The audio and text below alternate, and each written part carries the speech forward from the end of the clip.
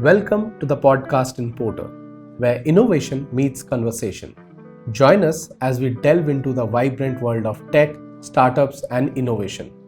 Each episode, we bring you insightful conversations with industry pioneers, thought leaders, and visionaries of Porter shaping the future and creating impactful journeys.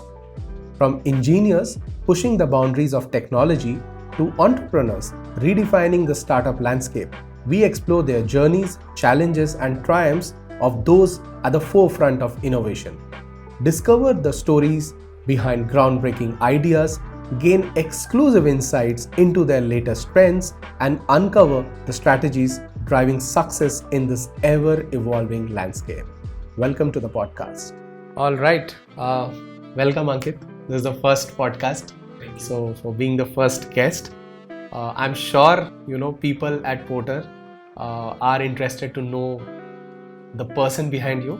So if you can share share with us a glimpse of your personal journey, especially your early years and experiences during childhood, that would be great to start with. Thanks, Ronodeep. First of all, being first has its own advantages and disadvantages. I hope it goes in the former one. I belong to UP.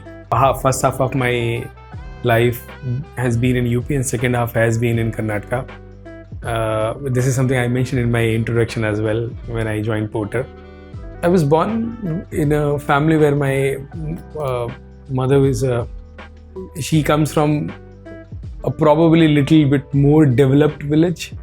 My dad comes from I think an underdeveloped village, that's how I put it. And one statistics that the place my dad belongs to and the place I was brought in first half of my life, both of them come under underdeveloped 50 districts of India. And being there and being in Bangalore and seeing the rest of the country, I feel there's a lot of difference, and I am happy that I am here and not there. But I also feel that there's something needs to be done for people there. Coming from a very small, humble background for my parents, and I think one of their ambition was to ensure that all their kids study, go to places, do things that they did not have opportunity to do. And a lot of focus was in ensuring that, and my dad was a teacher, so he had automatic inclination towards making sure we were academically well, and that led to me being a topper throughout my school journey. He also was the de facto PT every school that he goes into. So he was a maths and Hindi teacher, but he was also a de facto PT. Irrespective if there was an officially PT or not, but he'll be the sports and the discipline guy in that school. So imagine he would also bring that in the house. I also remember getting the best outgoing student award in my school, but it just seems like something I didn't deserve anyway. Your father must be very proud at that point of time when you got that, I'm sure. Yeah, I think I feel academically my parents were very proud. My family, across my family, I'm known to be that studious, geeky guy, but I think that was the end of it. After that, I don't think I've been that person anymore. Honest, hardworking man, very punctual. So probably I picked up his honesty and hardworking, but I could not pick up his punctuality. I am the least punctual person that I know, and I just couldn't make sense out of it. Like even today, I have a record that last 10-12 years, I have missed 0 flights, and my average time to reach to airport has been 45 to 50 minutes before the departure, which is very risky. And I'm telling you average, so there are anomalies. There was multiple times I remember Mumbai, we went running, we had to request the staff to let us in, we got in, and I've seen people not getting in, so it's just the coincidence that I was let in. Coming back to that childhood, I think because of my parents' relationship and links to villages, I also got to spend quite some time in villages during my holidays. So my understanding of grassroots in India is compared to the circle that I live in, not a lot of them have had the access to that sort of background or people. So my understanding has been fairly well. Like even one of the topic people bring up is the caste-based reservation in India. When I was growing in my teenage, as others, I probably said no, it should not exist. But when maturity kicked in and I look back to my early years and my exposure to villages, I still see if you go back to your villages, the certain caste people are still not allowed to go and sit at the same level that you sit in. I feel people should focus on fixing those before we talk about removing the caste-based reservation, because that was the original basis of it. So I get into that heated debate very often with my friends, but I'm ready to take this in because I believe that's the right thing to do. I know politically there are a lot of things. It is also used politically. It is also not playing in favor of certain people where we feel some very good talents, they just miss out on seats, opportunities because of that.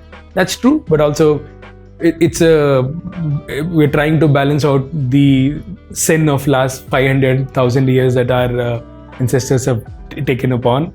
So I think it's fair that we pay for it, and we all have been victims. I have my own story that I was once not let go into a college where I probably thought I deserved at that point in time. I was very annoyed, but I think I'm okay with it. So that it's a good segue for me to explore your college days. If you can share, I'm sure your college was very interesting, and if you can share your entry into the college life, any faint memory that you can recall. Yeah, I think all of us would recall a lot from our college days, correct? I think, as I said before, because I was disciplined and I was expected to be in a certain template when I was with my parents. When I went to my college, I think one thing I did very intentionally was when I was applying for colleges during AIEEE counselling. NIT Allahabad would have been a 6-8 hours journey from my place. Every weekend I would have to go back home and come back to college on a Sunday night, and I didn't want to be there. So I thought I'll go farther than this. And especially I wanted to go south because it's a different world, and I probably felt that my personality development would be better when I go there. So I deliberately wanted to choose Trichy, Warangal, Surathkal. When I filled that in that counselling day, and back in those days it used to be next day you'll get the results. When I came back and you get the printout of the preference that you put in, so I showed that to my dad, and my dad was very unhappy that why did you put NIT Allahabad at 10th preference. I chose three branches of all in Trichy, Warangal, Surathkal. Then I chose the first branch of Allahabad at 10th number. And I think I got my 7th or 8th preference. I told my dad, based on last year's ranks and allocation, I will not get it. So be assured. In my head, I was lying. And next day, I couldn't decide the entire night. I was very excited that I should get anything in top 9, but I also knew that if it does, I'll have to face my family and answer because I took a call. My entire night, I'm sure my dad could not sleep. I could not sleep, and for different reasons, both of us could not. But then next day when it came in and I got NIT Surathkal in Karnataka, and trust me, I didn't even know the map where Surathkal was in that point of time. Instead of thinking that my son got into a college, which is, that time it was 8th best college in India, my dad was unhappy that didn't get Allahabad. So but that is the journey.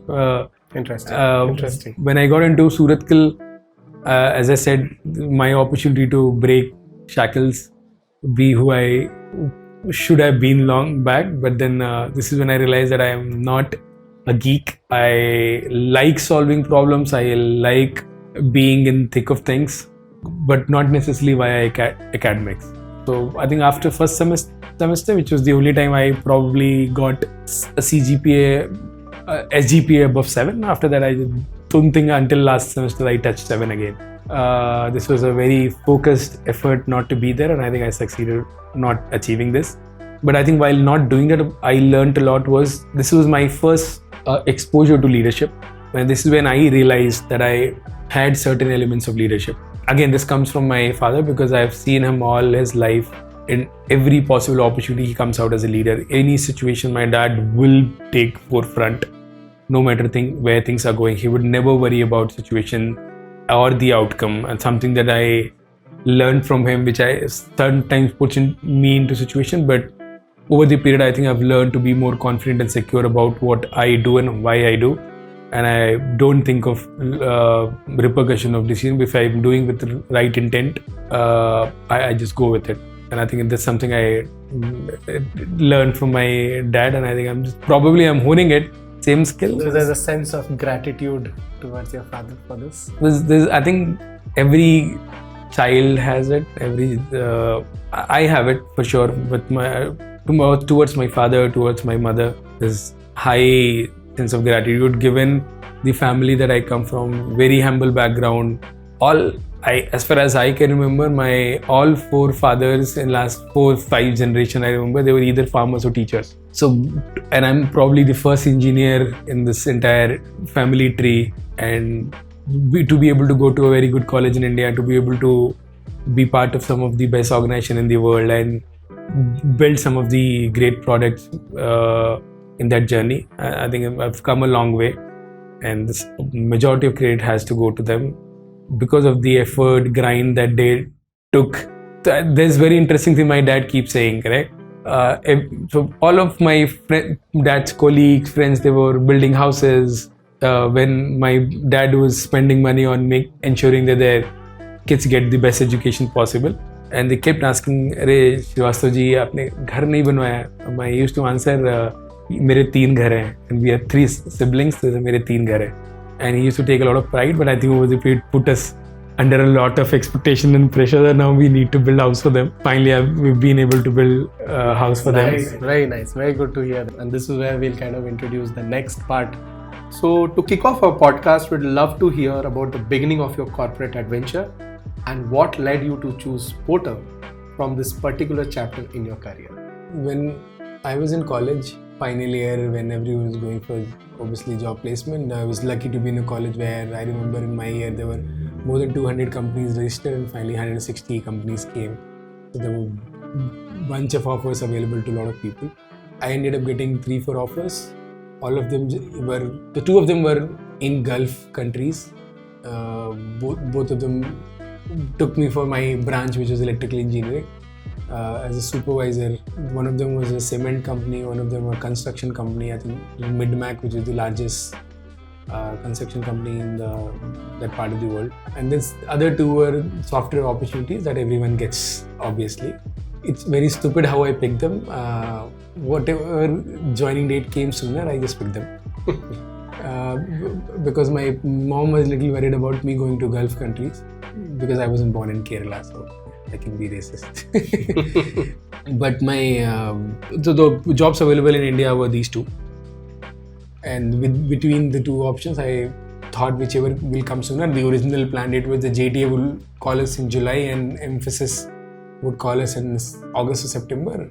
I was chilling my last summer holiday before I start my journey, and then I probably never have these summer vacations again. And then suddenly I get a call one day that Emphasis calls and says, "We are making you guys join on 9th June. Okay. Little disheartening that my vacation was cut short, but it is what it is. And I said, okay, let's go and join. This also gave me an opportunity that if I go and join them on 9th June, I'll have a window of a month to take a decision before I have to go and join JDA. I went there.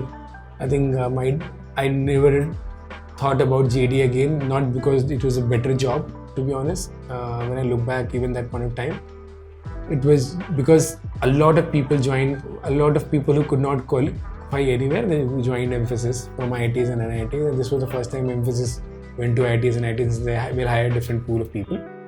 I think the decision they would definitely regret. They never went back to doing that again for multiple reasons. A lot of people were there, so the good bunch of people we got in. There was a training of 2.5 months. I was enjoying that period, and for that I said, okay, screw it, I'll stick here to what I had. And there was not a lot of seriousness when I started my career.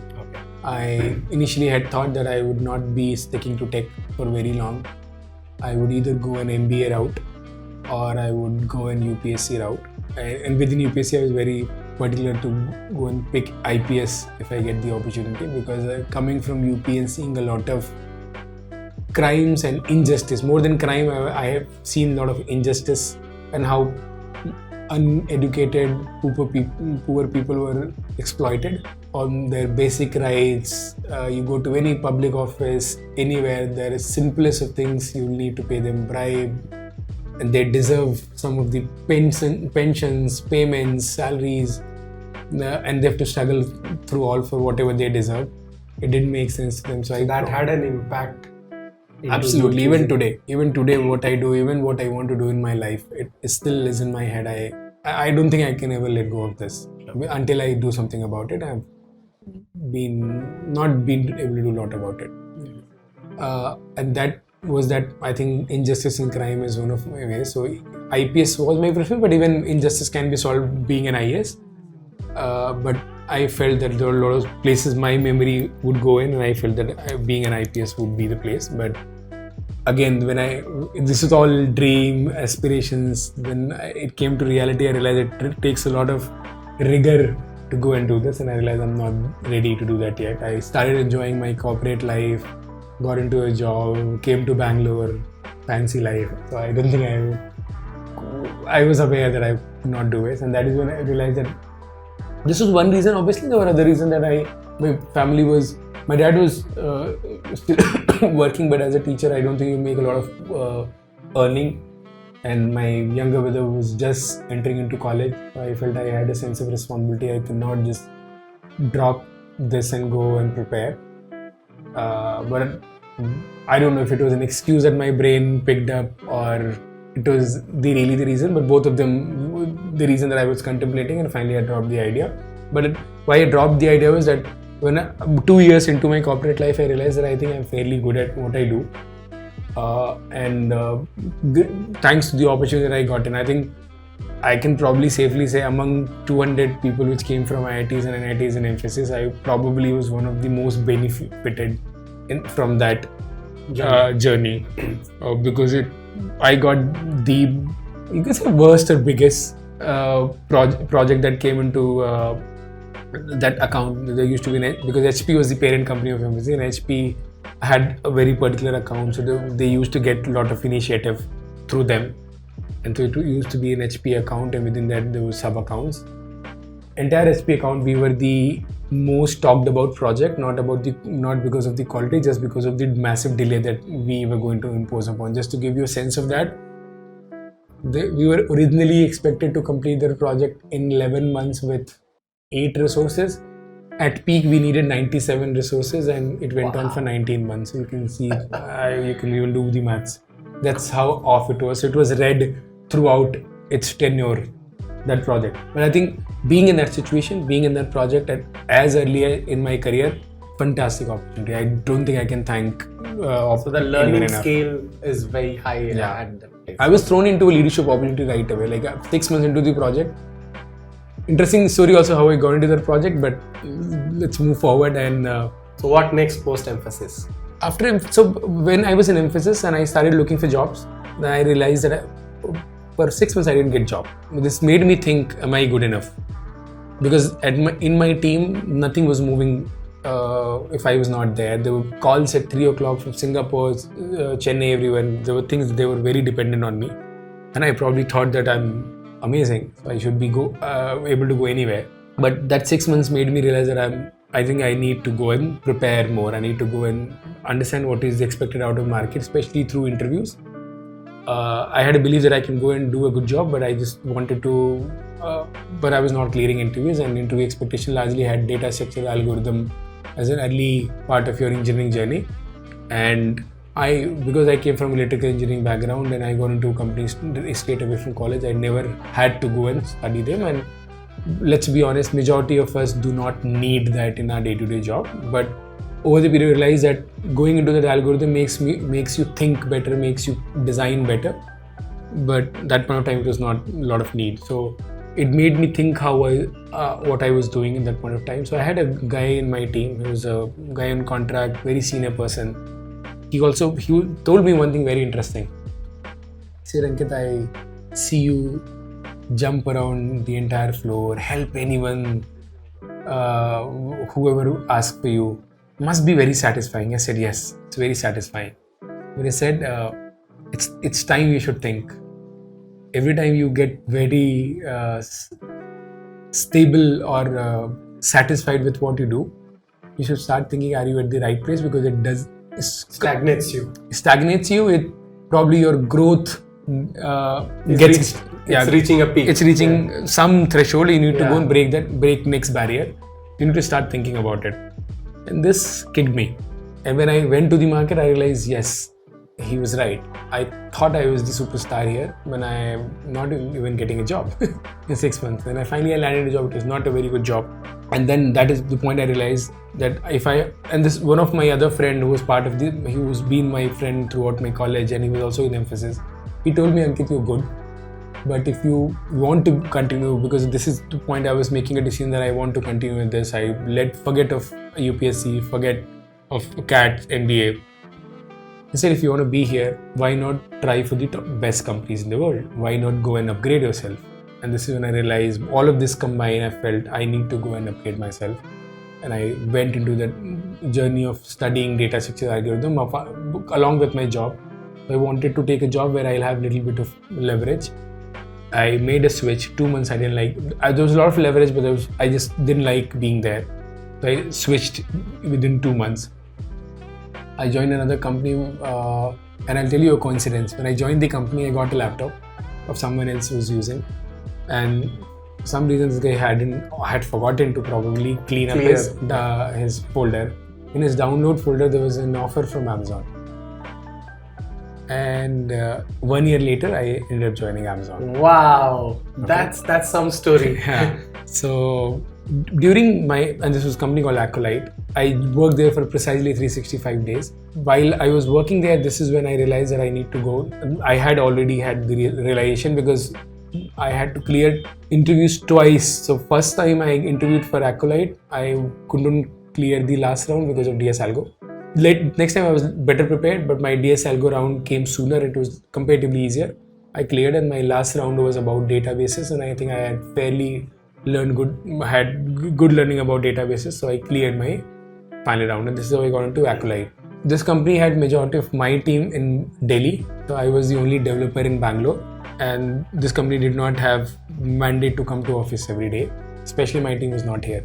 So I used to go once in a month or once in 2 months to office. Sometimes there is some celebration or event I would go, otherwise I would not. So I would work from home. And my routine was I would get up at 12 o'clock noon, immediately join my stand-up, work until 12 midnight, and this is the time I will have my lunches and my dinner at my working table. And 12 o'clock I'll shut down my laptop. My manager expected me to work at 2 until 2-3 because he was an amazing guy and very workaholic. I probably have met lesser workaholic people in my life. I ended up asking a question, what does your family say about your work life? And then I realized his wife was doing a PhD. I'm like, man, okay, understood. So after 12, I'll take a break, and 12 to 6, I will study data structure algorithm. This was a routine for 3 to 6 months. When I say 6 hours, my focus span is one of the worst that I know around. In 6 hours, probably I would max 45 to 50 minutes is my focus span that I would utilize. But the way I have lived all my life, that I will read something for 10 minutes and I analyze this for another hour. And I go back and then try an application. So if I read a concept, if I don't go and do the application of it, I'll forget it. So that's how I used to do it. And this was my routine for 3 to 6 months. And then finally I landed Amazon. There was another story. When I put down my paper, my manager asked me, where are you going? I said Amazon. I did not have an offer from Amazon that point of time. I had offer from other companies. Amazon was just beginning. And I said, I'm going to Amazon. It put me under so much of pressure that now I need to go to Amazon because I've said this to my manager. Because otherwise I did not have a lot of reason to leave his company. Probably the money was the only uptick that the other place I was going. But that 3 months of notice period gave me opportunity, and despite Amazon. I cracked Amazon and I landed in Amazon. When I went to Amazon, I went to payments team. India business had started in 2014. In 2015, there was a decent sized payments team. I think 20 each engineers and their manager. When I left Amazon, Amazon's payments team was 500 plus engineers. So literally a 0 to 1 journey for payments. And Amazon Pay was the team that I was literally part of the team which built Amazon Pay. So 4 engineers, 1 manager, we started building Amazon Pay back in 2016, and I think we launched in 2017. I think initially we launched the online Amazon Pay online. This was integrated with merchants. I remember early merchants were Swiggy. There was a company called abhibus.com. Yeah. I hadn't heard of it before. Now I know it. I think Fasus, this was the company. They were our early merchants, and there was Swiggy, Make My Trip. Very interesting journey. I was building the iOS SDK. I was part of the team which actually designed the Amazon Pay backend and the front-end SDK. Later on, we ended up building Amazon Pay offline. So the algorithm to generate the QR code and maintain so many QR codes. So because we're going to have so many merchants across businesses. So, I think we expanded a lot in Southern India. I don't think Amazon Pay offline picked up a lot in Northern India, and I think it has now pretty much gone silent. But this was one interesting learning that I had was building QR codes at scale, just building codes, so not just the image of the code, correct? Every image translates into a character, a bunch of strings, which is nothing but ABCDFG, and I had a good amount of learning how to ensure that this never is duplicated because it is still an algorithm. Right. We had a lot of situations, and that made me learn a lot. The other interesting thing that I did was Alexa came to India in I think 2016 October. And we wanted to, this was a time when Amazon was encouraging a lot of businesses to come to Alexa, where Swiggy's, Zomato's of the world, they were expected to build a skill. So an app on Android is a skill on Alexa. There were a lot of shopping skills were coming to Alexa, so we thought why not build Amazon Pay, which can be integrated with skill, where you don't need to use any of your devices. You can just use your voice and you can make the payment. Right. So this was one interesting thing that I built for a year, and for a very long time it was not released. I think recently I've started seeing an ad which says now you can just say Alexa pay my bill, it will be. I think during the World Cups we saw the Ayushmann Khurrana ads. Yes. I have a hunch that it has started now. Finally my code is being used. That so something that I was a little disappointed for all this while, but now I'm happy it is being used. Sure. So that was Amazon, and while being in Amazon, I realized that, and my Amazon journey has been through a lot of ups and downs. I don't think I've had my best of days in Amazon throughout 4 years. I've had difficult days in terms of, and it was all my doing of not being focused, celebrating my entry to Amazon for too long. A lot of distractions in life, all of those phases. But I also appreciate my managers were very understanding of my situation. They were very supportive. They gave me a lot of flexibility and leverage to operate the way I wanted to operate. All my 4 years, I never had to work on weekends. I don't think anyone had to work on weekend, my team, unless they wanted to do it. Sure. Unless you have an on-call. Otherwise, no. One of the best on-call cultures. Something that I would want to bring into Porter. And this is the time I realized, so I keep some materialistic goals in my life.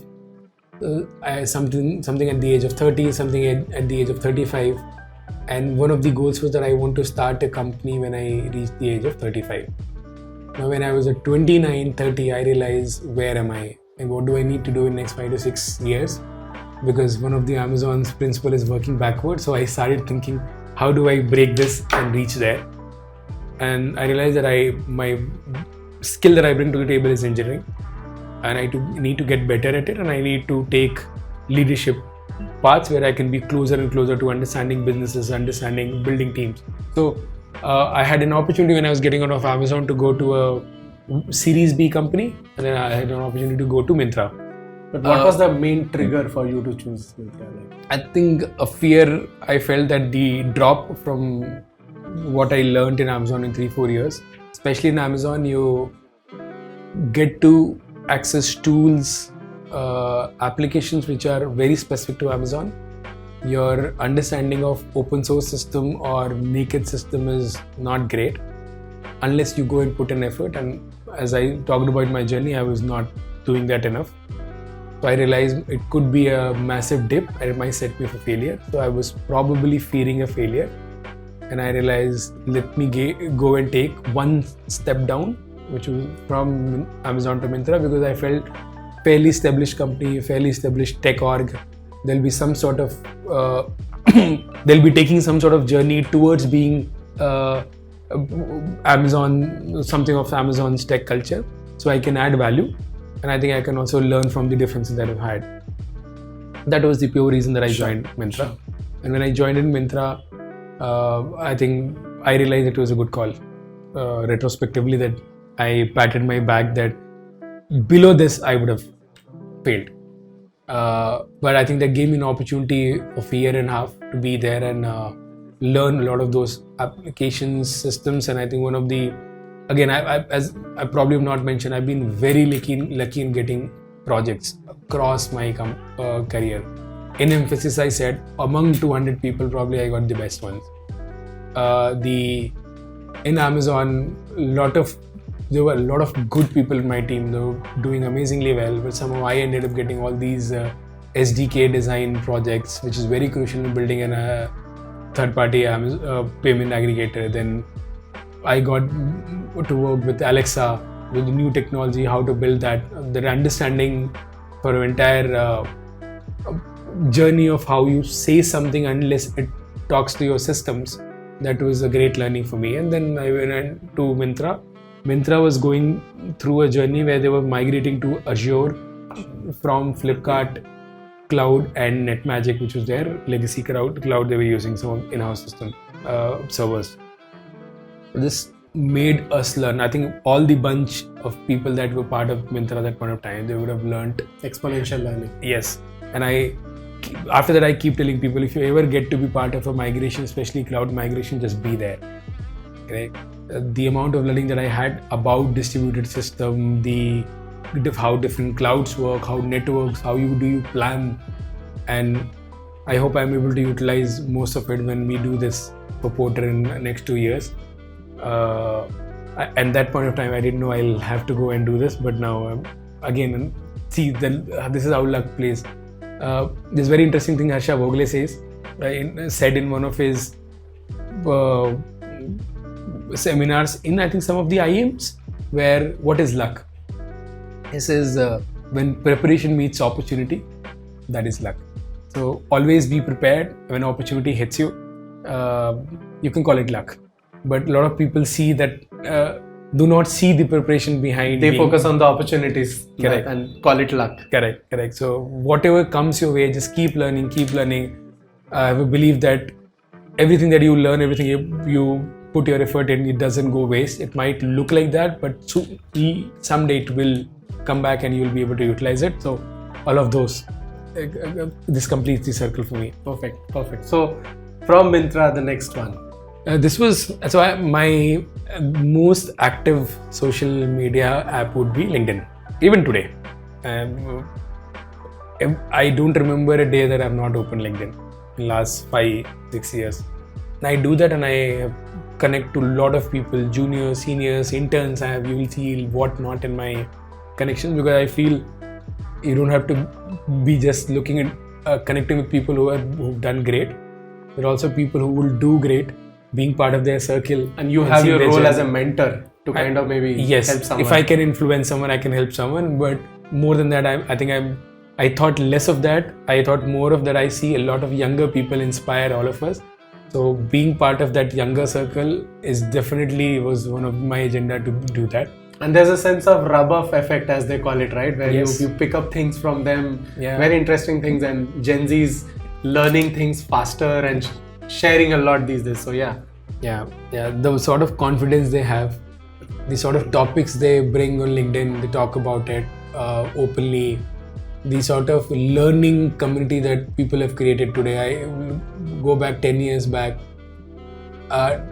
a lot of us did not have access to the sort of information people have today in terms of the access to information is anyway improved, but access to learning has improved because of content creators in different sections, and technology is one of them. You'll see so many people teaching how to code and be a great software engineer. I don't think it was available. I don't think people were even thinking about it, and I see that because I have so many young content creators in my network. Not that they know of me, not that I know of them a lot, but it's just that I chose to be part of their journey very early, and I've seen them do greater things day by day, and so it's just inspiring for me. So this was my reason to do so. In that journey, I crossed paths with Alan Wong. He was an ex-Amazonian. I think that was the reason that he accepted my invite, connection request, and then he pinged me back and said, very interesting to connect with an ex-Amazonian and let's chat. I have something interesting to talk about. And this was 8-9 months into my journey of Myntra. And I didn't know it would land into an opportunity, but I started talking to him. And for next 2-3 months, we just kept chatting on WhatsApp or kept getting a call for an hour and 2 hours and then tried to understand what he was thinking. So they were starting to start the business. They was thinking to start the business, which is Zula. He gave me a summary why he wanted to do it. He gave me why this business makes sense. And in that journey, I started liking him as a leader. I said, this is the sort of person and leader I would want to be. And then my next step from Myntra was going to be a very early day startup, 0 to 1. And this was literally 0 to 1. When I joined them, there were 5 people. At peak, we were 800 people. So, wow, 5 to 800. 5 to 800. There was no one in Bangalore. I set up help. I think first office was Alan set up, which was the co-working space. But next office, the entire engineering in India that I helped them set up. But this is when I realized that I need to work with this person, and also it was meeting my line of aspiration that if I go and do something 0 to 1, I would be more confident in doing something that I want to do in 35, correct? My entrepreneurship journey. So I took that role for those 2 reasons, for Alan and for my sake of my aspiration, simply put. And when I started, I did not know what I am getting into. But I was very excited and open, whatever comes in. Like, there are jokes that my wife cracks that if they had asked you to come and clean the office every day, they would go and clean Ula's office because I did what not. There were COVID days, they were not getting laptops. I had to go and get some vendor across to get us laptop. There were times that there were places that they were not sending. So now I had to get courier companies who were sending couriers to some places in the cost that we wanted to manage it. Then later on it became a little easier. I was the person who was going to DTDC office and sending laptops to people's houses. Correct? So hustle is the word, I think. These are probably, I think, compared to what not people do for running a business. For me, just joining a job, all of this that I had to take care of, but I think this is probably smallest of the effort that I had to put into. But this is why my wife used to crack joke on this, that you will do anything, and I literally treated this like my own company. Or not a single day the leadership made me realize that you're an employee, especially in the beginning of it. Late, and not once that I felt that I'm an employee here. I felt like part of leadership. I felt like this is my own company, and we ran it that way. I was participating in what businesses to do, participating how many people to hire, how to hire, what to build, where to expand. For every business conversation, I was part of it, and it definitely made you feel like your own business. So, and in 3 years, we ended up building a team of 150 engineers. We went from a business pretty much 0 to a 400 million ARR peak. There were days that we had to, in next month, we had to scale our system 20 times. Wow. Not because there were businesses coming, there were some interruptions I would talk about that later.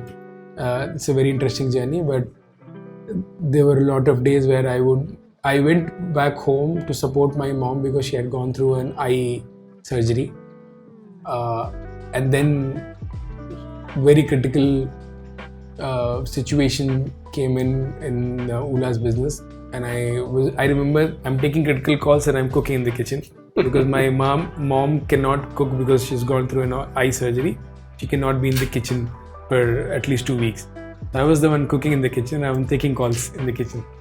And initially it was not the plan. I probably had planned for 2 light weeks, but then life had other plans. Yeah. So am I right in assuming that probably the leadership skills got emphasized and got utilized the max here, and that kind of led you to who you were at a leader level in Ula? Yeah, I think you put it very rightly, correct. You utilized maximum at its maximum capacity. It also taught me there are aspects of leadership probably I hadn't explored. I did not need to explore well, but I think it taught me a lot, especially about the delegation, utilizing your resources, trusting your team, giving autonomy, which I'm a huge supporter of today. And I feel the right way of leadership is the passing on autonomy to your team. Okay, so that brings me to this question. You were 33. You experienced a journey of 0 to 400 million ARR. And at this juncture, you decide to take a leap of faith and join Porter. What was the trigger? Because that 400 ARR came down. That's not the only reason, but yeah, one of the reasons. So we reached that number, I think we reached 2022 mid. And that's when the market situation started to go bad. All of us had to react. We reacted in a certain way, controlled certain businesses, losses, consolidation mode, we call it. And then later on, we had to let go of people twice. So my team size from peak rate, so the 115 engineers that we had 2 head of engineering who were leading this. My team size at peak was 85-90. After 2 downsizing, it came to 15 people. The business also realized that it's not probably, they wanted to probably take a pause, reassess, stabilize, find sustainability and then grow again, which is again the right thing to do. A lot of us get emotional about the downsizing and layoffs, but being at the helm of things, I realize how difficult running business is and how difficult it is when you get into that sort of market and you've taken investment from so many people and you still want to go and do justice to it. So there are hard calls people have to take, and I think they were needed to be taken. So that happened, but when I realized what's next for me, this is when I realized that now I think I need to look out. And I probably was looking for 2-3 things. One thing that became very clear to me that people are the most important part of what I look for. For me, the comfort with people matters in the sense where you will get into a conversation, you'll always have disagreement. You put 2 smart people in a room, you'll have disagreements. Right. But if you bring other things to the table apart from just being smart, you will get out with a decision from that room. But if you don't have that, you will not get any decision out, or you'll get a decision which doesn't work out well. And so sometimes it's not the decision, sometimes it's the process of decision making which matters. Right. And for me that was very important, that because I will not know everything that I do, and it will be true with the other person as well. How do we always ensure that we intend to take the best call? We are very rational driven. We are open to learning. We are open to saying that I did not know this enough and I'm okay to go and learn through this. I wanted to be part of that sort of setup. That was one very important thing that I was looking out. The second was because going back to my 35, I had only 1.5 2 years left. I realized that I'm late. So I shifted my AOP goalpost because of the market situation that we landed in. I realized that I think it's important that I continue where I left at ULA, which is the sort of problems and problem that I was solving, the responsibility that I was donning. I wanted to continue the same journey, so I was looking definitely a similar or an upgrade. So that was the second thing on role, and third, that I wanted to be part of a business which I really feel that it is adding to people's life. Because if you ask me what I want to do, when I go out, I want to be known as someone who's made a difference. Right. And these three things were key, and that is when Porter fit in the bill. The people, the leadership, the role, and the problem that they're solving. Today, I don't know if Porter stops their business for a week, how would so many SMEs in India, so many retail customers like all of us would send something.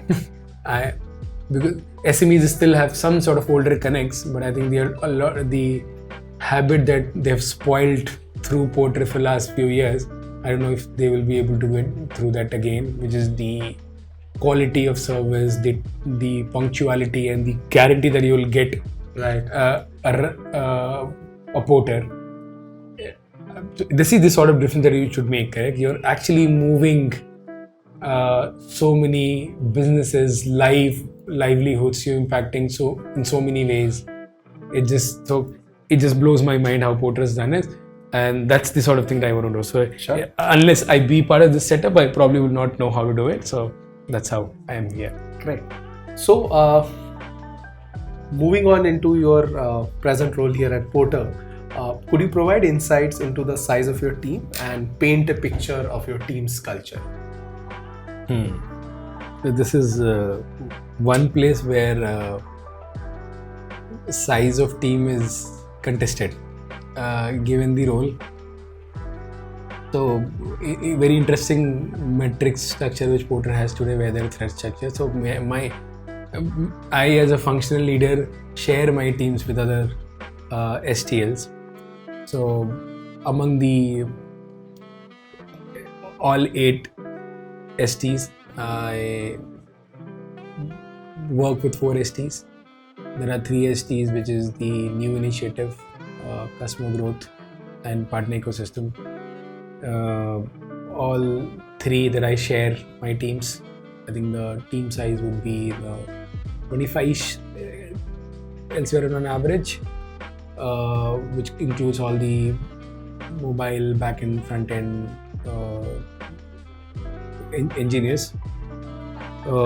There's one team which I am the STL, which is engineering platform, and this team size will again be 25. So you can say the team funded at this point. The culture, I think I can talk about the culture. There are so many great things to see here. Combination of things that I've seen with Amazon, Myntra, ULA. I can see a lot of good things. I can go back and map. A lot of credit has to go to people like Amboj, Shubham, Ranjan in shaping this culture, which is, I think, very good problem solvers. First of all, I not knowing enough about Porter before I came in here, especially in tech world. I had my inhibitions how the engineering quality would be, but I am happily surprised. They're very good engineers. Even they are young engineers, which at certain role I probably did not expect them to know certain things, but they're very good at it.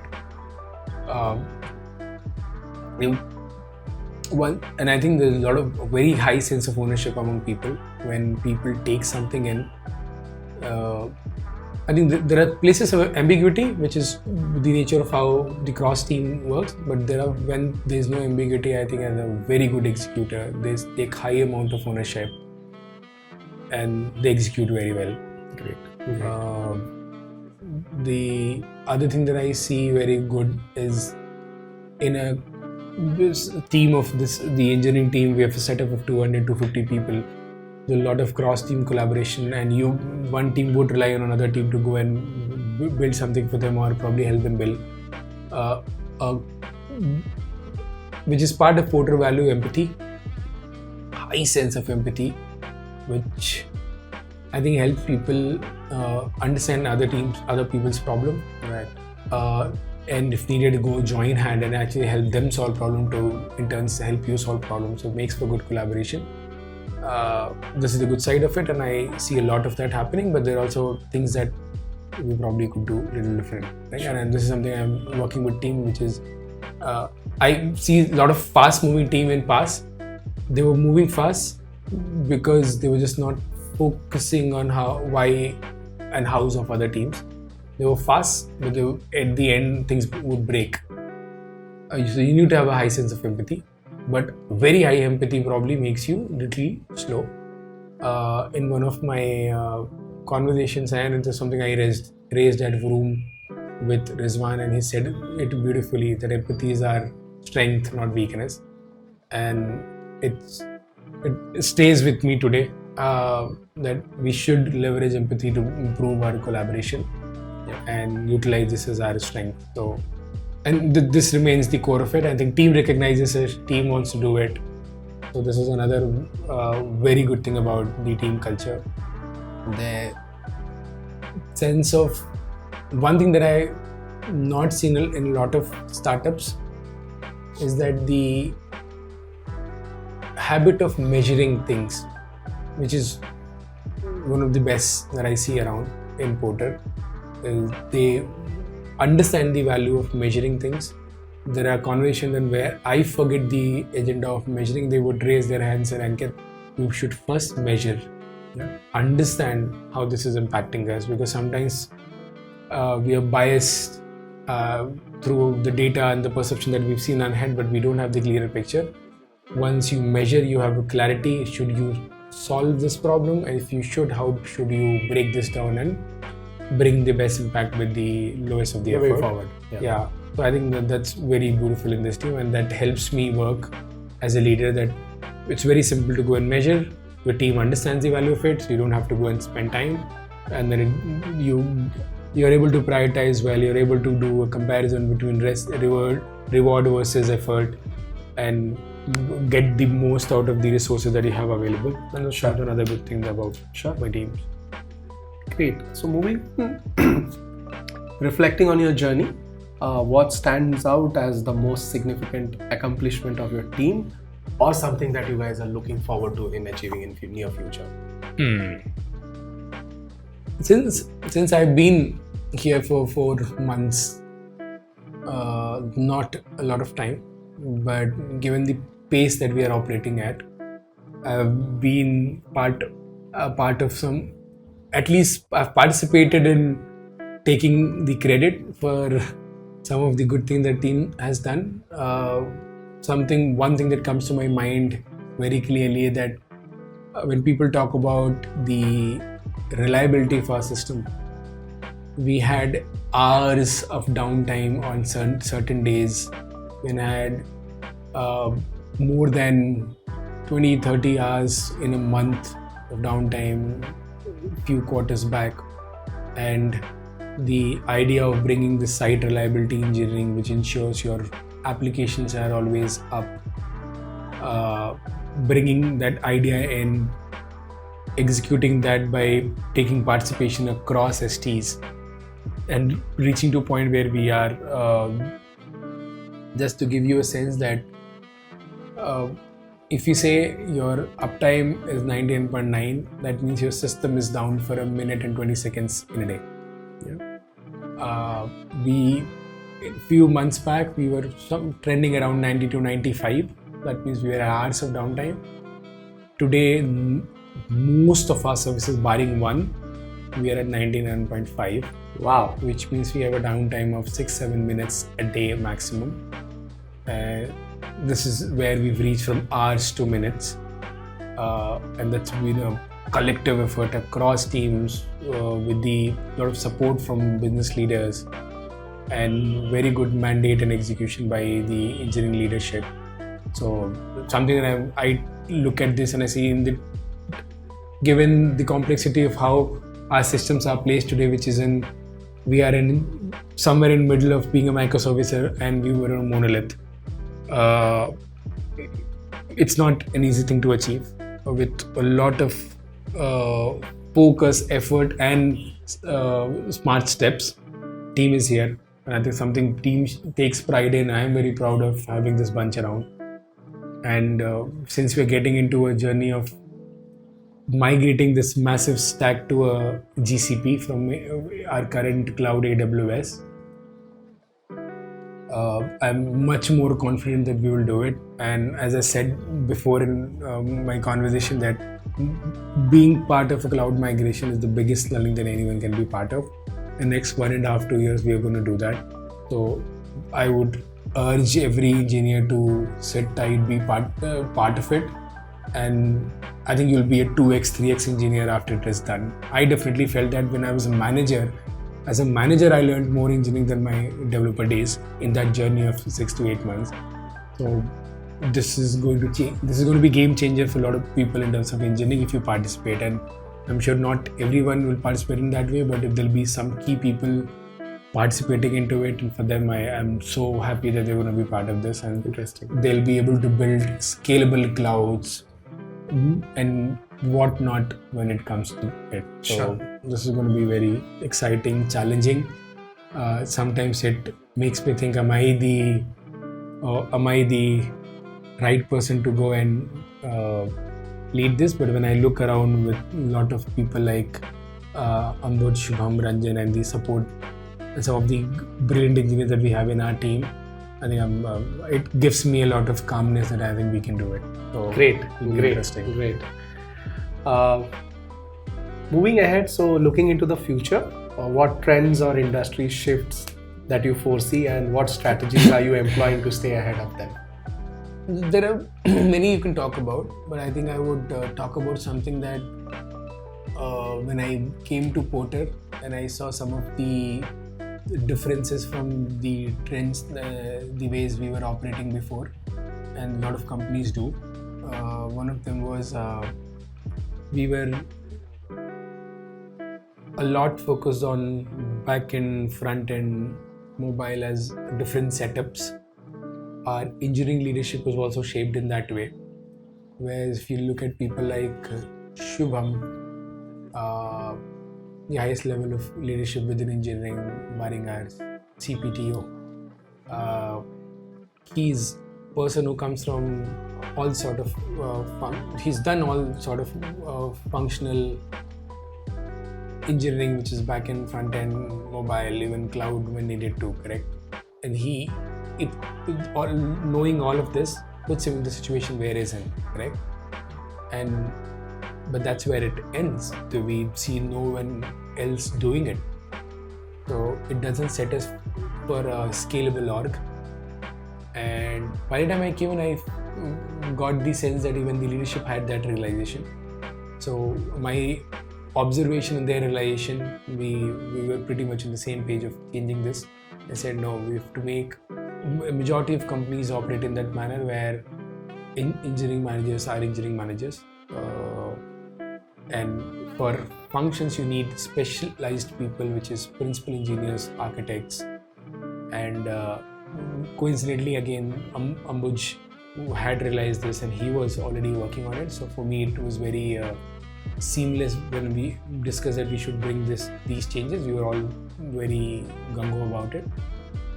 4 or 5 months back when I brought this up, we discussed among people, we discussed with the people who are going to be, in my sense, positively affected. But people who've not seen this, they're not aware about it, they might not see that this is a positive change. So it was a lot of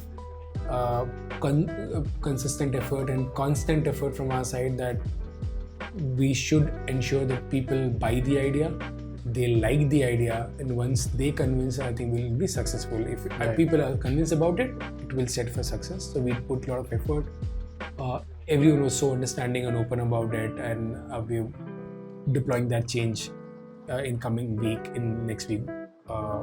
Entire company at the entire leadership level was very supportive about it, which is, so this is one good thing. This will set us for having more leaders, more Shubhams for this company. This will also set us for having very specialized engineers in back-end, mobile, front-end, so having more of Ambuj for this company. So I think I'll just setting things to scale. And that's something that I can talk about, but there are more things that we can do. Sure. So how do you balance the need for innovation with the pressure for rapid development and delivery in a startup setting? It took me a while to realize the importance of innovation in a startup. So there are two sort of startups. One that the root of it is innovation, and could be product innovation, could be a technology innovation, could be even the idea which is very innovative and that nobody has thought of. The second is that you solved a problem, but it was not solved through technology, and then you use technology to solve that problem and you optimize this, correct? I feel Porter is a mix of both, where I wouldn't say it was very new because Uber had come in, but I think our founders thought, why not make Uber for trucks, Uber for moving goods? So in that way, no, I'm sure it was not new, but I still think thinking of that and making an attempt was still innovative and brave. And then second, ultimately now you know that goods move, there are vehicles available, there are customers and there are partners. How do you marry them? That way it becomes the second sort of startup where you know it's a known workflow, you have to just automate this. Right. The intelligence obviously came in when we wanted to go and add more and more supply. I wanted to ensure customers get supply in time, and then that is when it becomes that is when the more innovation was needed. But my learning, I'll take some examples where when COVID hit in, a lot of businesses went down, a lot of startups went up. They boomed like never before, and not even they expected. But when situation started to come back to normal, not all of them remained as high on revenue, as high on growth that they were in that period. But some of them remained. I think this is where my understanding analogy has been that when there was a boost, when an external boost given to their businesses, they were not just high on it, they were also very realistic about what influenced their growth, and they were not complacent, they were very realistic, and they did something about it, which was to use this as an opportunity window and leverage of that money which was flowing into their system, the customer they were flowing into the system, to build more businesses, more values around those businesses they were doing it. And it needed innovation, not having a single threaded mind which is, hey, let's go and keep growing. Because you need to be thinking a little ahead, and when you think ahead, you'll know that the world will come back to normalcy and some of your businesses will not require the sort of support or the demand that it has today. Need for the service. Correct. And you have to be now, but you have the access to so many customers, the access to the money which was flew into the system. How do you utilize to ensure that business never go down? Some companies did it, some companies did not. Now this is where the balance of growing, executing and innovation comes in. Yeah. If the companies did not think of innovate, they came back to square zero. The companies thought they were, I wouldn't take names. Yeah. But there are, we can see what has happened in the last 2 years. Yeah. And that made me realize that for you to sustain, you shouldn't just think of, and in a startup world, in a business world, it's called moat, correct? Yeah. How do you create your moat? Moats are created through innovation. Moats are created through creating value for customers. Innovation within the system, how do you encourage innovation? How do you ensure people understand that it's probably not going to give you a short-term value, but in long term this is going to be one of the biggest assets if you invest into innovation. And that's how I look at it. And my balancing act is that you put your certain resources always into innovation, so that you're always keeping yourself ahead of the curve, and you end up building a moat in time to come, which is not generally built in a day or two. You need a consistent depth effort into it, and that's how I look at it. If I have to summarize this wonderful thought, innovation is that one factor which ensures that your moat is sustainable. First, the moat exists because of innovation. Yeah. And then it, yes, absolutely is sustainable. Yeah. Yeah. Nice. Good one. Moving on, what strategies do you use to maintain a cohesive engineering culture while rapidly scaling your team? And it's a little counterintuitive question, because on one end we are scaling things, and on the other end we are saying, how do you ensure that there's a cohesive culture?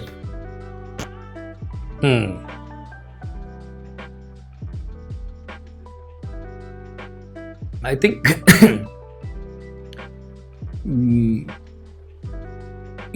I think if you're scaling continuously, you can scale because of two things: a right structure and right culture. And I feel cohesiveness sometimes is looked at a not very great light in that sense, and majority of our startup ecosystem, in my opinion, looks at that differently. That pushing, instructing, executing is the only way to go and achieve scale and speed. In my opinion, I think they go hand in hand and they support each other. If you have a cohesive culture, I think you have a structure which scales itself. You set people to always work. So I think there are two ways you can look at scale, correct? Because I'm from engineering world, you also talk about scaling your system. From business perspective, you ensure that your business scales itself, correct? Your teams and products are set up in a way where you can organically scale your systems, scale your business. In that sense, if you have a team which works very well together, and that's what we mean by cohesiveness, correct? They will always find ways, and they will trust each other, right? And there'll be a lot of autonomy within that group. There'll also be required collaboration, and that is what I mean by cohesiveness. So it's not just you always are dependent on each other. Certain amount, there well drawn boundaries, good autonomy within that boundaries, and then how these boundaries, when they collide, there is a good amount of collaboration to address that. Okay. This will automatically scale. So that's how I look at it. Sure. So Porter has been the torchbearer in very interesting products that we brought to the market, right? Yeah. What are those one or two very interesting ones that you're personally attached to? When I came in and I saw the fulfillment rate Porter has, which I don't think anyone has in the industry. It's crazy, and the numbers that we're chasing is even crazier. And when I realized that it's not, and generally you'll need some sort of data science algorithm to go and achieve it, which we've started to employ because that's the smarter way of doing it. But for a very long period of time, we've been able to achieve that sort of fulfillment rate without the support of data structure algorithm. That means so much of collaboration, understanding has gone within the engineering, product and the business teams to come to that. That blew my mind, to be honest. The second thing I realized that the scale that we operate in at peak, given we have a monolith of Ruby and the amount of stability that we brought in, and we run and such a beautiful app, by the way. So many people keep telling me, there are random people that I talk to when they do something and say, hey, I work for Porter. Oh, Porter. Oh, sir, अच्छा problem solve कर रहे हो आप लोग. Correct? So that joy that you see, and then the next time say, अरे बहुत अच्छा app है. I love using your app. correct? So when you hear that sort of feedback, and then I use myself, even I see the app which the NI team has built for movers and packers. I don't think any movers and packers has that sort of options when you book a movers and packers. Such clarity in terms of what information they need, and to be able to execute, price them, and then very good service, all of them followed by. So to me, the good apps was another point that I see a lot of struggle, a lot of startups struggle. And then the complexity, as I said, the Ruby to Kotlin bridge that has brought in. I feel it's a very good learning opportunity for me and a lot of people who should join in. The newly brought in SRE team brings so much to the play in terms of how we monitor our systems, how do we log, how do we measure. A lot of startups, I don't think, do it. I think it's a thing that I've seen in mature companies, and this is where I am very confident that in few years we will be at very high level of maturity in terms of our engineering as a group, as a system, and that's something that I'm very excited to be part of. And just the way teams manage a product, I see there are product with two teams, there are component services, there are two teams collectively manage. I find it difficult. How do you go and do it? But just as I said, I brought in the culture aspect to it. It just works. It just flows. So the complexity of systems, the sort of product which is our fulfillment system, and the app, I think to summarize, has been something that I feel we should talk about it more, and the tech world, tech industry should know about it more. I think we should do more about it. Sure. All right. So challenges are inevitable in the tech world. Could you discuss some of the most impactful hurdles you faced and how you've navigated through them successfully? There have been many, but sometimes when I'm asked this question, it just takes me to one situation that I cannot forget of. And earlier I mentioned that this was the time when I went home and I was taking care of my mom, and I still had to be on calls and taking critical decisions. So 2022 early, some of you might remember there was a oil crisis, palm oil crisis. Indonesia, Malaysia are the biggest, combined they are the biggest palm oil producers, and there is something which is crude palm oil, CPO. I think that is one of their highest exported item across the world. It is used in making the cooking oil. It is used in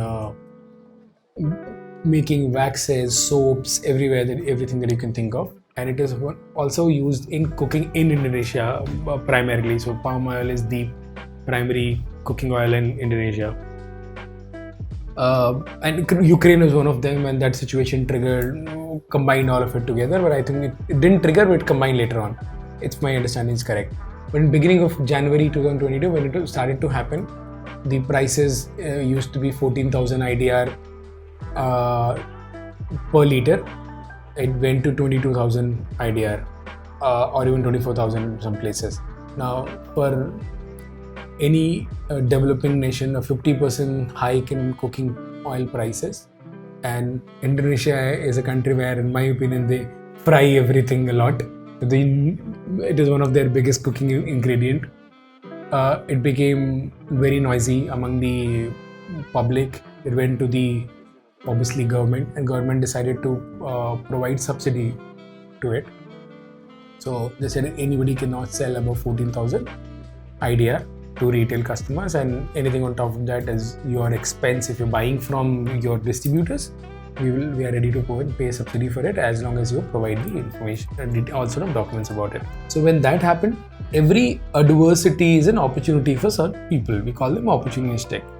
Go back to COVID days when there were oxygen cylinders were not in plenty. There were a lot of medicines certain medicine people were looking for. There were beds everywhere. There were people who probably had access to them easily, and they would reserve them for their own rainy days, but they wouldn't give it to anyone. And especially some of the business people, they would take them on X prices, they would sell it for 20X prices because it's an opportunity. Similar things started to happen there, that everyone who had enough currency to go and buy more, they would buy it at subsidized price today, and tomorrow they can sell it at 16, 17 when prices go back normal. Now we had not, so what started to happen with us that every day we would put our inventory of oil, within hours it will be sold, which is a good thing, but we started observing that it was only sold, bought by certain set of big retail shops that we had as our customers. Now we realized that our entire vision of building this company was to help small retailers. The bigger retailers were taking chunk of it. It was not the way we wanted to do our business. So something had to be done about it very quickly. And in the Oola's application, there was obviously you can buy X number of maximum item, but even if you make that limit to let's say 1, people can place 100 orders and take 100. That sort of control mechanism did not exist. So we quickly went up and built that mechanism. And it was so quick that we could not think of a repercussion of taking that decision. So when we just could not think of it. And this has been my learning as an engineering manager, and that when it was probably asked in one of my interviews when I was talking to some other people, that did I do a good job as an engineering manager? Probably not the best call. I should have thought of it, but I became a crisis solver, and then I just went into that mode and solved the problem. I said, okay, let's control that. The moment we controlled that, what happened was number of customers who were able to buy obviously went back to normal, and then from normal it went up 5 times because there were other applications or offline distributors who were not employing this mechanism. So that means the holding was continued at other places, but Oola became a place where everyone realized if I want to buy, and we were a B2B business, so we were selling in cartons. Mm-hmm. So every retailer realized that if you go to Oola, you'll at least get a carton. Okay. You'll be able to sell for your day. Okay. So then more and more customers started to come. So this was our biggest acquisition ever. This is a good part of it, and this ensured that now more people knew about Oola, and they had more customers. That helped us later on. Brand building happened. Yeah, so that happened. So this is one good thing. So this was the good part of it, where I think our business grew massively in terms of the active users and newly acquired users, and all of these metrics were green beyond our imaginations. But what went, so the next level of challenge came is with that every day when we put up our inventory and we will send notification, we'll have number of users that we had not even planned our systems for. So we reached to a point where back to back on 3 evenings our apps were crashing, or they were going down in the evening when we put up the oil stocks and notifications. We realized, notifications are noisy, let's not send notification. So it was controlled a little bit, but the moment somehow there was a noise in the market that hey, Oola has oil uploaded now, everyone would jump in. So despite curbing the notification, people would still jump to the system, it will still break. And the 3 days of break that I'm talking about, it was after curbing the notifications. Now we realized, should we stop selling oil because the systems are not ready to take this in? There was a day that we had 20x scale than our systems could control. So first, wow. And this is where I have my learning that we can all build systems without thinking of scalability aspect and just thinking for 6 months down the line. But this was a situation, had we thought a little bit better, had we planned a little bit better, we would have been able to control that. Now, first day it came in, our first level of services broke, which was your user service couldn't scale. Within a day we scaled user service. Next day it reached to the next service. Now users were able to log in, but order service could not scale. No, second was the catalog could not scale, they were not able to search. Next day we scaled catalog. Third day, order could not scale. And we were already discovering, because we did not have a load testing mechanism, we were not able to test this sort of load, and load was increasing day by day. So third day I realized, and this was when every day in leadership there was going to be a question what's going on. And I was doing collab, there was multiple things broke into operations, where now our operations were running on Google Sheets. Okay. They would take the data at cutoff time, and they would have to now create a routing out of all of it and now give it to different fleets to deliver. Now there were routing mechanism deployed on some code macros written in Excel. Now the amount of orders we were getting that day, our revenue overall did not increase a lot, because you were only selling that many oil that you already were selling it, but number of customer and number of orders in that oil increased massively. Our data in that Excel was not loading. The macros stopped working.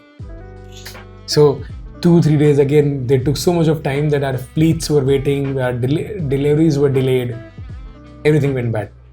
So we had to quickly take a team to help them break this data quickly so that they have smaller macros to run, because those macros are literally the routing algorithm we had that point of time. A year down the line, we had a routing engine, but at that point of time, we did not have it. So this was another problem that we were dealing with. And the other was the system challenges. Now, all of this combined, there was a third problem.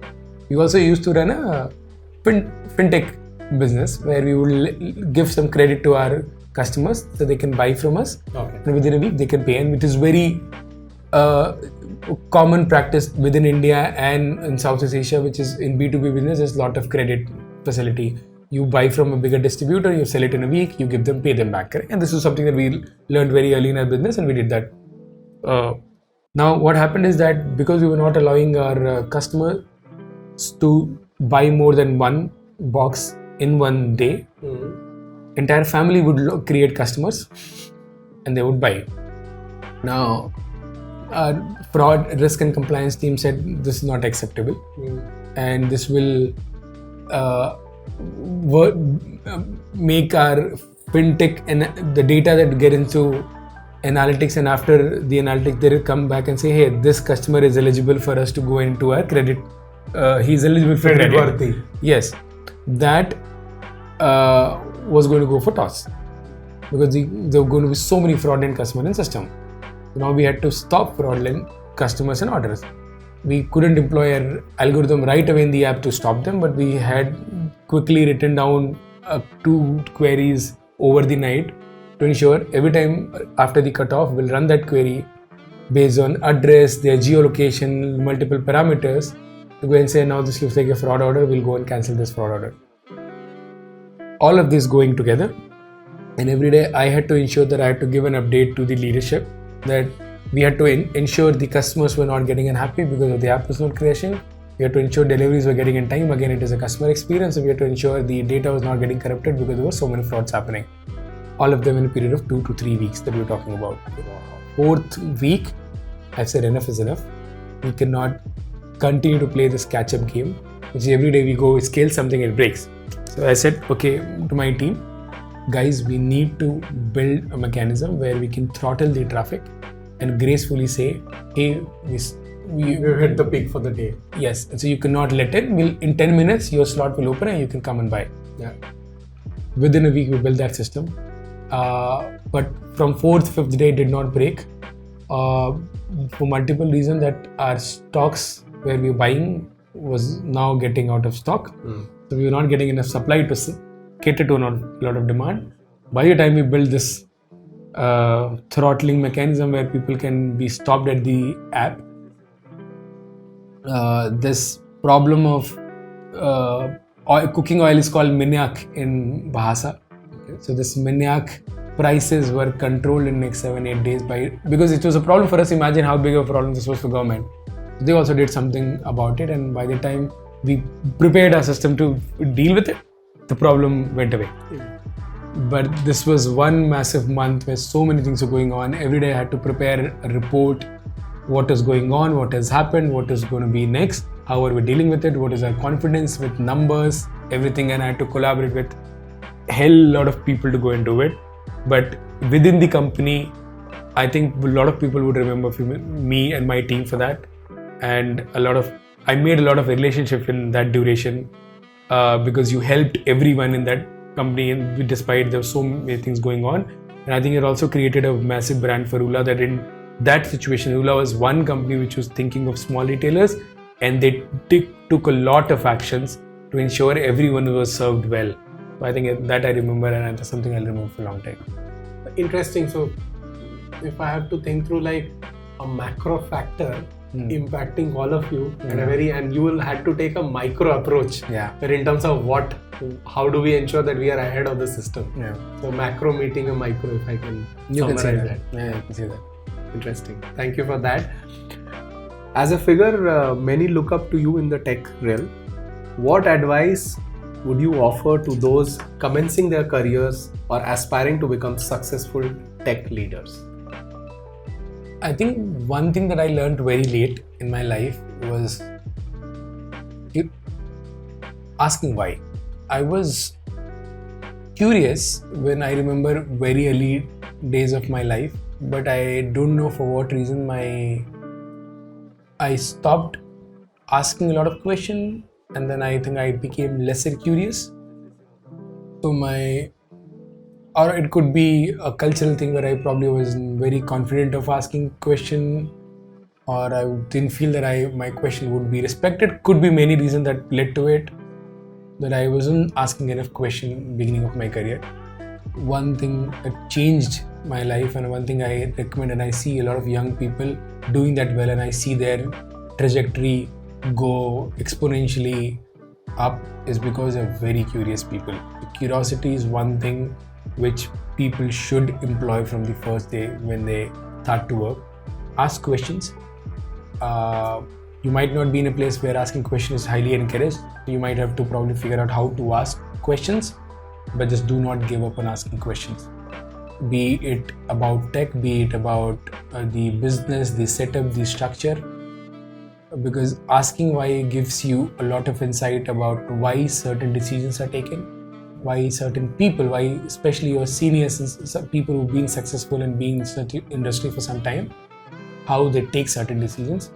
It helps you build a framework which will be very handy when you start to grow and you go into bigger problems, bigger positions. That framework is very handy, because I've seen some people struggle because they don't have framework. I was also struggling for some time. I remember my managers asking me a question, why are you doing it? I would go gibberish, and I was thinking so, but I didn't. Some of the things I didn't have framework for, and when I started thinking, I should build a framework, right? But I don't have information to build framework. That means I lacked curiosity and I lacked asking question. So asking question, sometimes it offends people. It makes them think that you're questioning their ability, you're questioning if they don't know how to do the job. But that is why it's a skill, it's an art, how to ask questions. But just one very key thing is being curious. Knowing why something is being done, it goes a long way. Okay, so that's one thing. Second that I would recommend, which has helped me a lot in later part of my career, having a mentor, because I could see a gap of not having a mentor versus a mentor. And you can find mentor in so many ways. I remember a story when I just had completed my 12th standard. I was going to Lucknow from my place. I was in a train. I'll tell you a stupid story behind why we were going to Lucknow. There was an advertisement in the newspaper that if you are, and I'm from UP board, a state board, and UP board was very notorious for ensuring 70-80% people fail. But back in my days, it was a little better. And if you cross 60% marks, man, you've nailed it. So if you have 65%, you will get direct admission to that engineering college, which is for aeronautical engineering. And they were written that you will get a 40,000 per month job guaranteed if you go and study there. And this was immediately after my 12th standard, and back in my town, I had just learned about JEE. I had heard about IITs, but I never knew how to go there. I had just learned about JEEs, AIEEE, so these exams. So when I had heard in 12th, I had just given those exams. I had my ranks in lakhs.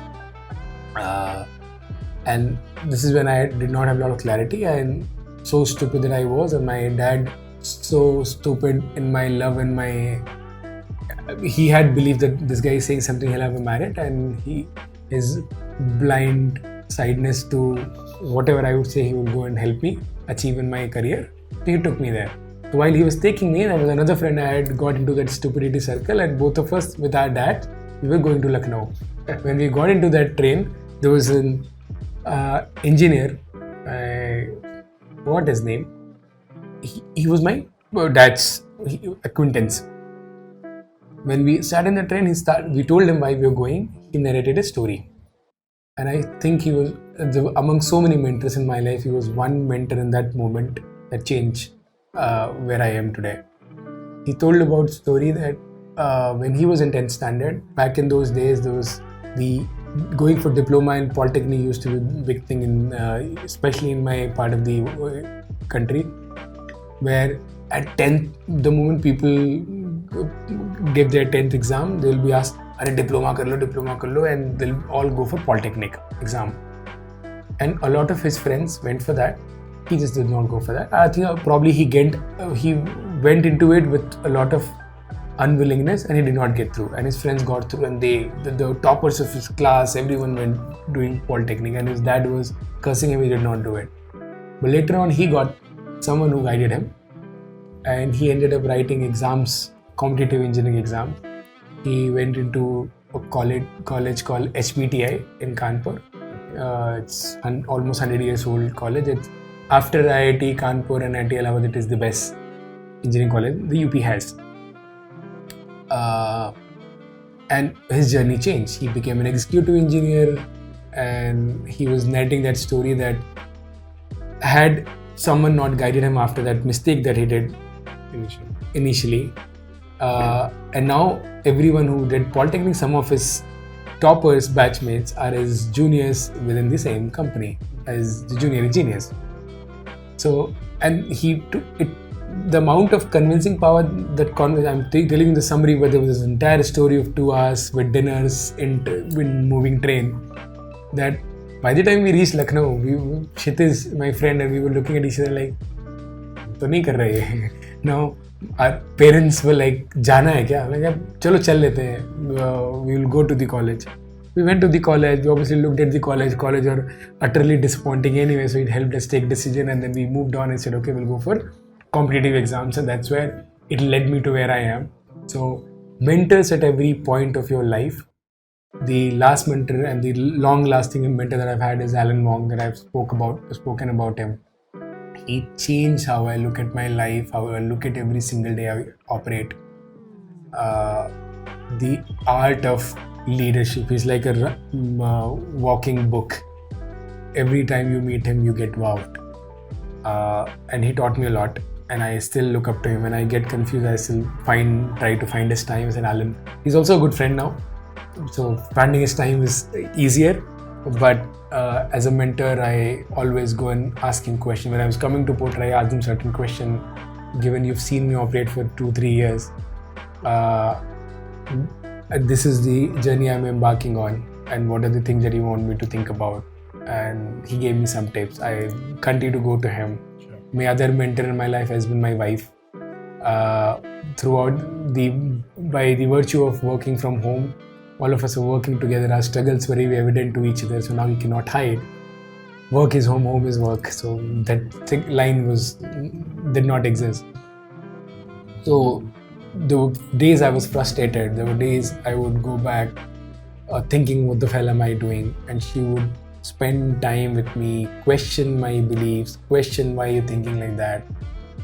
And both of them in the last 3-4 years have made me a different person, and I am so proud of so lucky of having those people in my life. But this is where I recommend difference of having a mentor. Every time in whatever manner you find mentors who can question you, who can guide you, in all difficult times, even times when you're very complacent, they will come and question your complacency. That Harish that spoke about when I was in Emphasis, he said, "बहुत comfortable हो ना अंकित, बाहर जाके देखो," and that just was the moment for me. So all of these people, I look at them as mentors. Great. Coming to the last questions from the leadership stack. As a leader in your industry, what do you perceive as the most promising opportunities and challenges that will shape the future of your field in the years to come? I think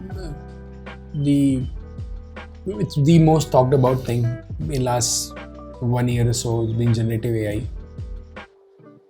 I see Shubham being the very early adopter of it. He's continuously playing around with ChatGPT, and he's also brought in some of those values within NI and everywhere else. He's brought in ideas where people have started using generative AI for some of our use cases. But I believe in the tech industry, in the software engineering industry, this is going to be the biggest game changer. I think people feared losing jobs.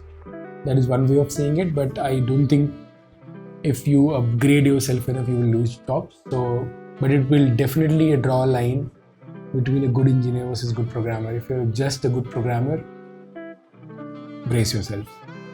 But if you're a good engineer, you will continue to utilize generative AI to your advantage.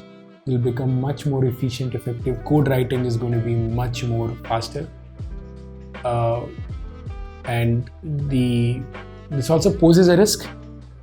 We've seen a lot of deep fakes, all of them going around. So I think now you'll probably have to bring another level of generative AI which can catch the generative AI. But I think this is going to get more prominent, more problematic, much more advantageous in both sense, because I think I give this analogy to people that the knife was invented to cut probably vegetables and meat to feed.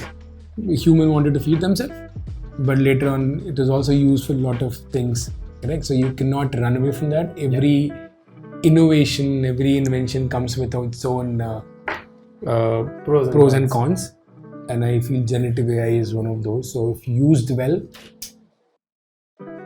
it would be, and I'm pretty sure it is going to be a game changer in positive or negative ways. It depends how humans adopt to it, but I'm pretty sure in our industry, it is going to change the game. I remember I've had friends who've been like, no code tools have already been in practice for some years already, but I think we are slowly moving towards a place where code writing is not the biggest skill that you'll have as a software engineer. How to use code writing is going to be more important, and I feel that in very soon time to come it's going to be there.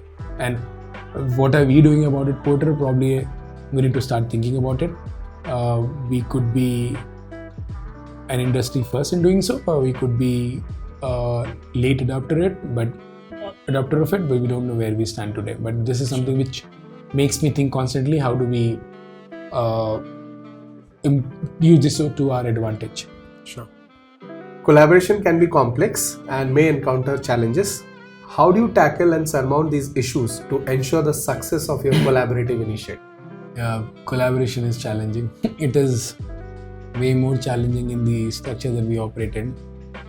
We are so many starters within the startup, with the intent of ensuring the local optimize achieved as well, not just the global optima.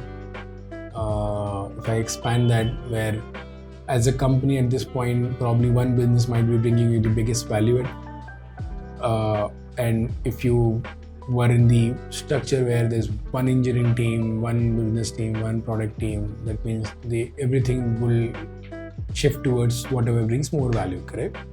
In that sense, you will not be able to invest into the new businesses, coming businesses. So it's important that you create a space where every business has space, time, resources to grow, experiment. That is how the bigger companies are built. And that is when this structure, in my opinion, makes sense. Where within those local ecosystems, you are able to optimize what is sensible, what is valuable for that particular business. So that is when this is serving that purpose well. But what it sometimes starts to hurt is the global optima, where now, because at the end of the day, all the resources, the teams belong to Porter. Now, as a company, Porter wants to have certain things achieved that can be better achieved if they were all working together. But if they're working in different pockets, it's difficult to achieve. And this is where the collaboration comes into picture, where Team A wants to solve a problem, but Team B has their own prerogative. How do you make them work together?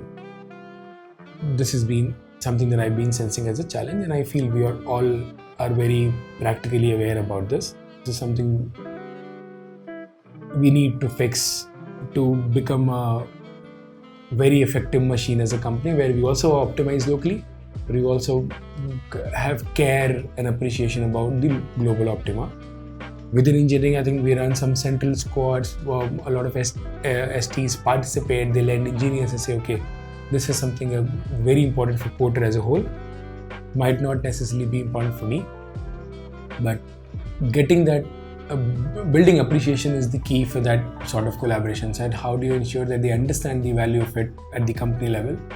And I think given the values that our leaders have across the team, once they understand something that what you bring to the table by solving that problem, they are happy to participate. They compromise some of your local problems and they come back and say, hey, take this in and go and solve this problem. So trust is an important factor. Building appreciation for problems that you're solving globally is another important factor. And sometimes it might not be the global optima you're trying to achieve, which could be an optimal thing for one thread but not another. I think this is where again relationship trust comes into picture, and some trade-offs, some leverages that you need to build with certain teams. All of this comes into picture. But in theory, this is all fine, and this only works at leadership level. But trust me, that execution happens at the execution level, the ground level, where our engineers are writing code, our engineering managers are driving initiative. They do not participate in these conversations. So when it goes to them, their struggle is real. They go to another team and they do not get support. And rightly so, the other engineering manager is trying to solve the problem, which absolutely they've agreed with their leaders. Now, this percolating that trust, that building appreciation, all of this is going to get difficult at this level, because some things just work top down. This is where processes are needed. So in collaboration, the other piece which is needed is building right processes and right expectation in those processes, where if I want to go and do a collaboration, there are some sort of prerequisites that I need to go through. And most of collaborating pieces should move through these processes. When you set real expectation, when you know exactly what you're getting from another team, you can plan better, you can execute better. So this is going to be another lever, by building right process among product, among businesses, how the way we all leaders create our quarterly, half-yearly, annual objectives, how well we as leaders align people, bring them to the same page, get their buy-in that this is important to do, and then engage their teams and set expectation that at this point in time we will need this sort of support. And this is easier said than done, but these are things which need to be done if we need to collaborate better. One of our values, which is empathy, I feel empathy and collaboration go well hand in hand. And going back to Rizwan's statement, where empathy is our strength, we can leverage this as a strength where the other person is not helping me. So we today think, hey, I know he's busy, so he's not able to help me. Absolutely well. This is one level of empathy. Take it to the next level. How do I get him help so that he can help me? And now for that, you need to probably be talking to someone else within your leadership, within his leadership, but go and let them know that you're making an attempt, your team is not able to help me, rightly so, but can you help them help me? And that level of empathy, if we use empathy to that level, I think it will become one of our propeller in improving our collaboration, and probably it adds to another value of move it. We start moving it faster. Wonderful perspective. I think takes the cake, must say. Brilliant. So now let's see the other side of Ankit, right? To relax and recharge, could you tell us what's your favorite pastime or passion that you actively pursue outside your work? Actively is the contradiction to anything that I do outside of my work. So I'm very inactive when I'm not working. I think it is what I do, all of this, apart from one thing, which is cricket, goes back to my personality. I'm an extrovert. I feed from people's energy, and if I don't have people for some days around me, I get very jittery, I get very uncomfortable. So I need people for me to operate, and that's the essence of everything that I do outside of my work. So that means sports will have a lot of people, so I play sports outside work, which is cricket and badminton. I think box cricket, I'm a fairly good cricketer. In a ground cricket, I'm a fairly poor cricketer. I think I'm a good captain generally. So even if my teams have 10 good people, I've captained them and I've taken them to win some trophies. But I've still been one of the worst performers in that team. But my team takes it. The other thing I do is I'm a massive party junkie. My stamina to party is something that I don't think I've touched threshold yet, but my current life situation doesn't allow me to go and explore that anymore. But someday, if I can party 7 days and I can work 7 days, same week. And it's largely because I'm around people. So my partying is not a person or two. I am generally 10 plus, in a group of 10 plus people, where I'm the guy who's engaging everyone. I've been lucky to have some other people in my life who can, when I'm tired, they can engage people. So I also have a group of bunch where 3-4 of us, whenever we are in a party, we just can engage anyone. And generally parties end at 3-4 a.m. Involves all sort of Bangalore culture of party, which is going to pubs, house parties, hopping, all sort that I've done. But I think the crux of it is just being around people. Sure. Having conversations that are drunk conversation are one of some of our best conversations in some of my groups has been the drunk conversation, where once we calm down after the high of being drunk, we get into a circle, and I have this habit of asking people to ask a question, and that question, now first everyone has to answer that question about that person, and now that person has to answer the same question about other people. So I love putting people on spot, but this makes people aware about what they think about each other. I generally, when some of my biggest party companions have been my entire team in ULA in last few years. So my entire team partied with me, and they would not believe. People generally, it's a trend that people do not like to include managers in their party. If managers are coming to every party, they just probably try to have another party. But my team would drop plans if I'm not going. There was this Holi plan that I was making, that I will go to an outskirts of Bangalore, have Holi celebration, whatnot. But we cancelled that for some reason, and then I said, guys, I will still go and plan and give it to you guys. One by one, everyone backed out. And on the day of Holi, the celebration happened in my home. So then everyone came home. So that sort of, I think my idea of party is that having so many, and that's sort of is my source of energy, having so many people around. Sure. One last question on the personal trivia side. Little pensive and thought-provoking maybe. Peering into the future, what personal goals and aspiration do you have that you'd like to share with the audience? I want to be the Prime Minister of India. Interesting. I'll tell you a very vague thought about it, but I'll also tell you something which practically I think about it. I've had a relation where probably 2 or 3 sort of people leave the biggest legacy in this world. The biggest decision makers are politicians. The biggest game changers are scientists or innovations. The biggest value additions are businesses. Correct? These are 3 ways to add. So I'm not changing my goalpost from building a business, but I feel building a business is probably now is not the destination, is a milestone. And I would want to build a business, add value to people's life, and something like what Porter does, correct? Creating impactful journeys, the line. That's been the essence of my life.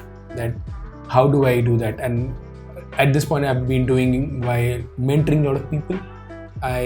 When I hear back that I've impacted someone's life in right way, and by my intervention, by my recommendation, by my mentorship, that's something gives me the most amount of joy. And I want to continue doing that in whatever ways I can. And I believe building a business can be one of the biggest ways of doing so. One of my reasons to joining Porter is that how with such humble leadership, how in a market where things went up and down and there is so much of instability, how Porter has been able to pull it off. And being part of the ecosystem, one, that I would be part of this journey. Being a leader, I would create so many journeys within the company. I hope I help grow other leaders, help people grow as persons, as professionals within my capacity. And collectively, we as a group of leaders impact so many people's life as a business, our partners. Some of the success stories that I've heard, it brought tears in my eyes. And so the way we are enabling businesses, we've gone to now cities like Lucknow, Kanpur in my state. It just fills my heart that something that I'm participating in.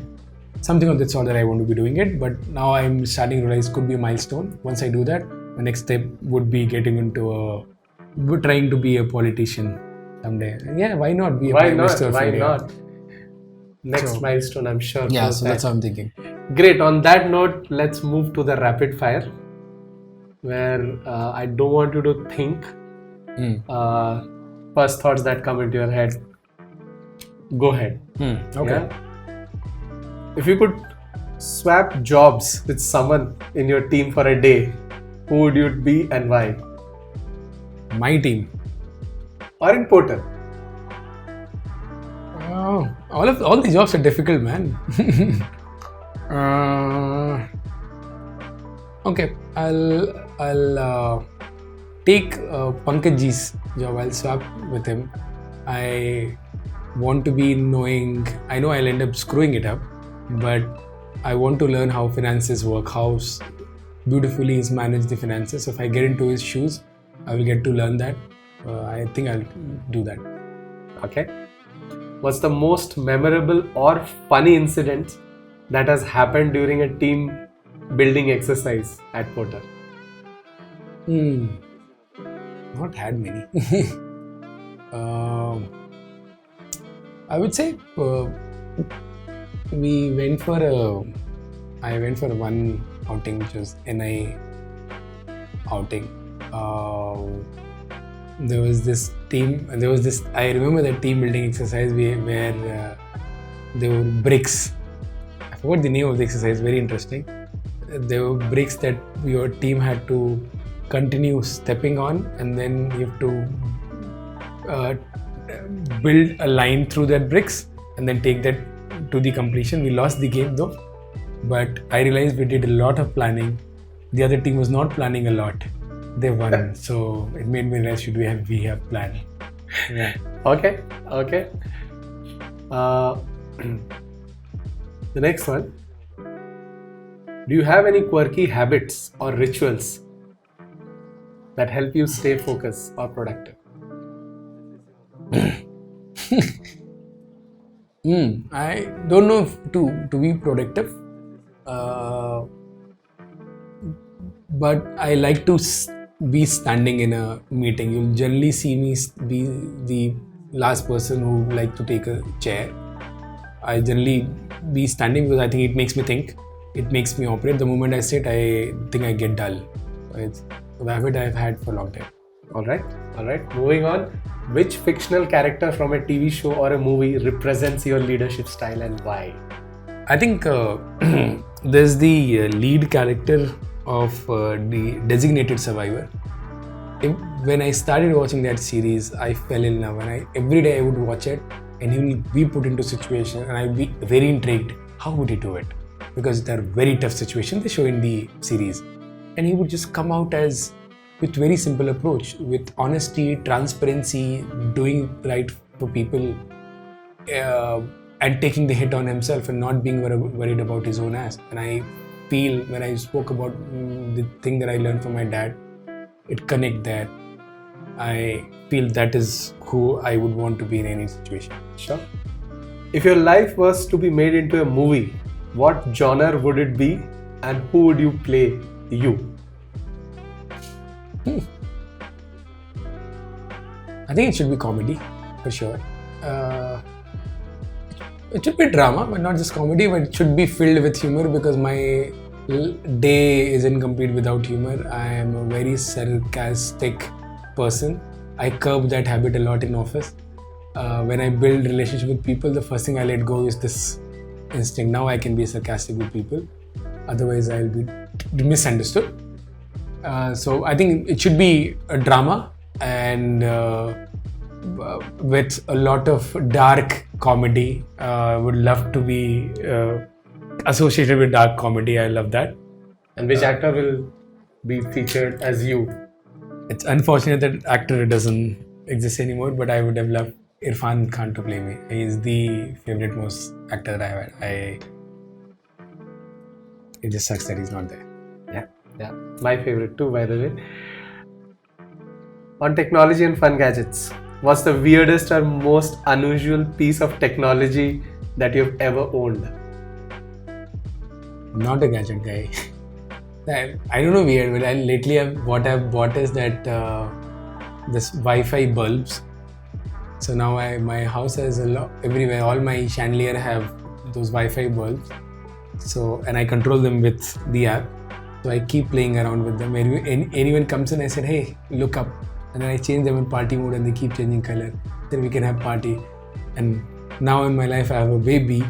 So parties are just dreams. So yeah, this is the latest one. If you could invent a futuristic device to revolutionize the business world, or the tech world to be specific, what would it be? I think even business world, I feel the biggest blocker for all of us to operate is how we communicate our thoughts. If you can take someone's thought and put it into 2 sentences, you communicate effectively. I think a lot of problems, disagreements will go away. Things will move faster, decisions will be taken faster, ideas will be communicated the way it should be. It will be a game changer. I would love to have that device. The last one, what's the oddest or most unique item on your desk? I have a 2-liter water bottle with measurement from 7 a.m. to 7 p.m. Everyone keeps asking. And also the color is very weird. It starts with peach and blue. So sometimes people ask, what are you drinking? They don't think it's water. So yeah, this is what it is. All right, thank you. It's been an absolute pleasure. I think I thoroughly enjoyed knowing you. There were some moments which literally took me back to some of moments that should really matter for all of us and rediscover our purpose. I think I'll take a lot of notes from the discussion. So looking forward to being in touch with you. All yours. So thanks a lot, Ronodeep, for picking me to be the first for this Porter podcast series, and I hope I do justice to this and this goes on to become my small contribution along with you in starting something good and which impacts people and creates some impactful journey. You made me think some of the conversations that I've probably not had for years. So you took me to a lot of nostalgia, and you made me think in area that I generally don't think. So some of the answer that I gave you were very impromptu, but I think I can shape them better next time when asked. But yeah, thanks a lot, Rondeep, and pleasure is all mine. It was fun doing it. Let's create impactful journeys. Yes, thank you. Thank you. Thank you.